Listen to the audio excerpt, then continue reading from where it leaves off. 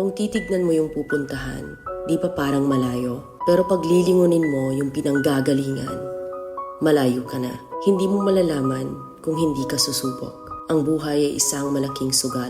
Kung lagi kang takot sumugal sa isang bagay dahil takot kang mawalan, mauubos lang kung anong meron ka. Kung hindi ka mawawalan, hindi ka rin magkakaroon. Kung ano man ang mga desisyon mo ngayon, yun ang magiging buhay mo bukas. Lakasan mo lang yung loob mo.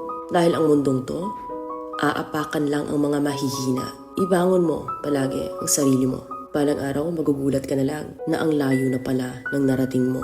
Kahit mabagal ang progress, basta may usad at kumikilos ka, okay na yan. Wala tayong magagawa. Ganyan talaga ang proseso ng buhay.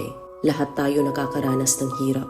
Hindi natin alam kung hanggang kailan tayo dito sa mundo. Kaya mas piliin mo maging mabuting tao. Ang pinakayaman na maituturing natin sa sarili ay ang ating mga pangarap. Kapag handa kang abutin